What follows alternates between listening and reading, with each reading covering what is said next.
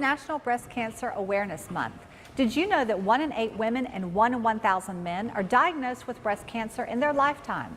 I'm your host, Avery Brooks, and today we are talking about breast cancer awareness, prevention, and treatment options. Stay tuned as we hear from the doctors at Southeast Georgia Health System who are experts in this field.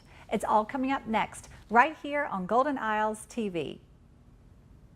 Hi, welcome back to Golden Isles TV. I'm here with Dr. Jamieson. How are you? Good. How are you doing? Good. You are the, I want to get this right, Medical Director of Southeast Georgia Health System Cancer Care Centers. Yes, I am.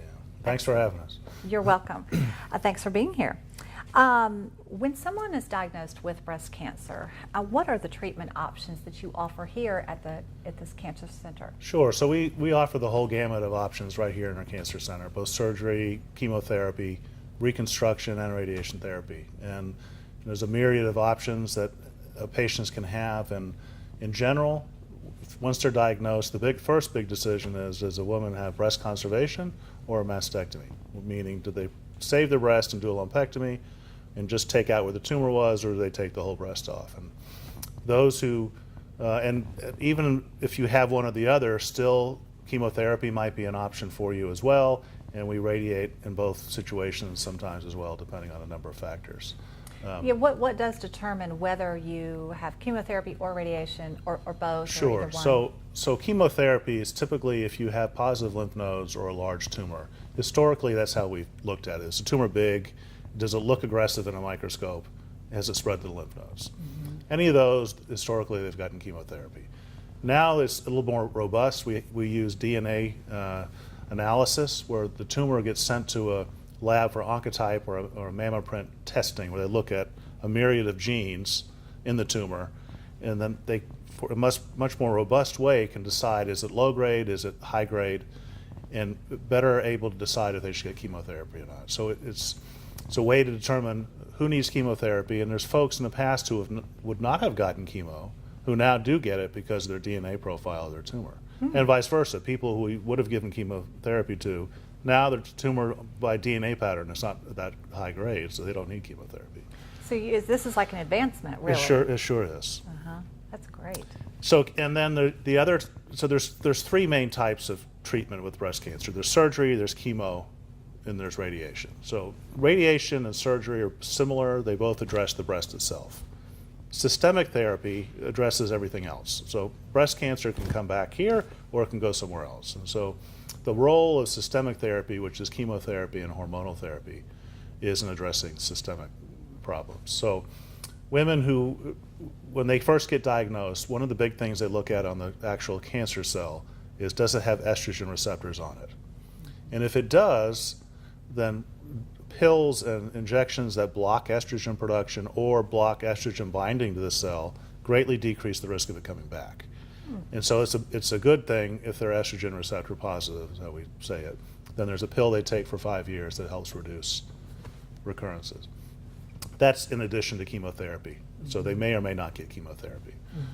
And then the other issue is what kind of local therapy, meaning radiation, surgery, or both. Okay.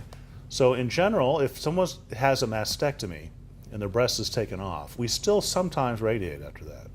And that's in people who have a large breast tumor, typically greater than 4 centimeters, or if any of their lymph nodes involved. So even if they have a mastectomy and take the whole breast off and have chemotherapy, we still radiate those very aggressive tumors.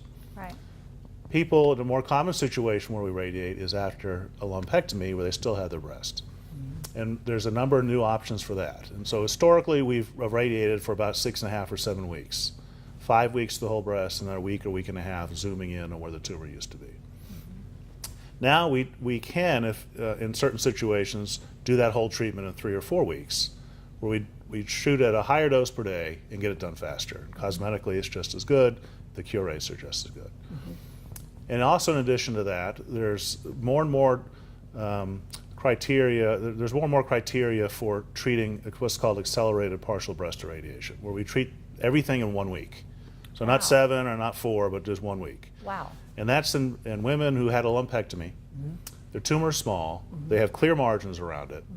It's not real high grade, and their lymph nodes are clear. Right.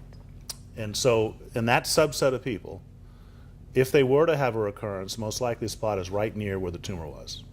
So rather than radiating the entire breast, you just radiate right the region where the tumor was. And you can do that with a number of different things. We're getting a new Cyberknife. We've had a Cyberknife for 6 years now. We're getting the latest edition of the Cyberknife, which is much faster and can deliver very precise treatment to the area, surrounding where the tumor was.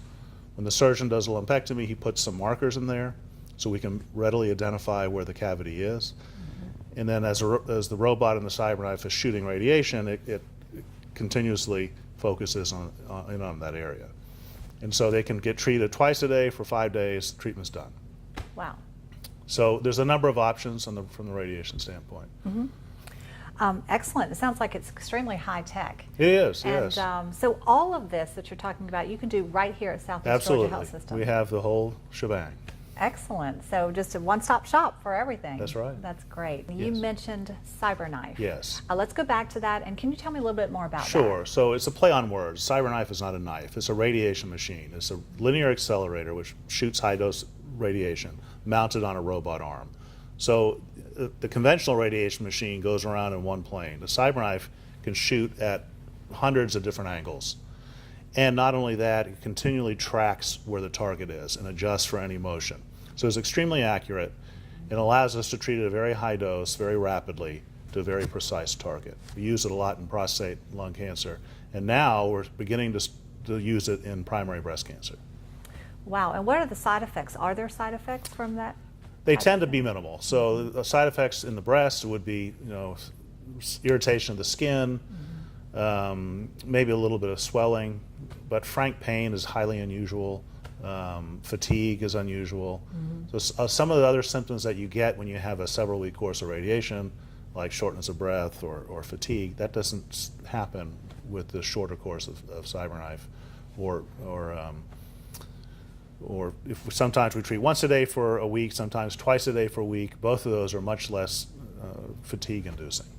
So is that part of the 1 week treatment you Yes, talked about earlier? Absolutely. Or can anybody have that throughout the course of treatment? I mean, that would be... No, that would be used only in Cyberknife for primary breast cancer would be used on the select patients who have small tumors, lymph node negative, and we just want to treat that area.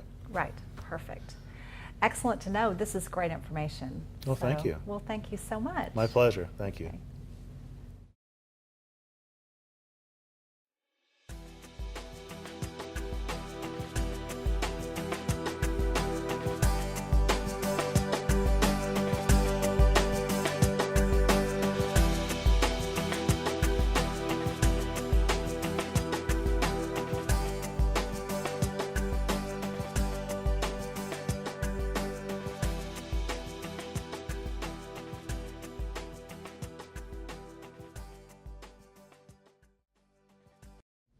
October is Breast Cancer Awareness Month. So remember, ladies, get your mammograms. But also remember, Southeast Georgia Health Systems are here for you any time of year.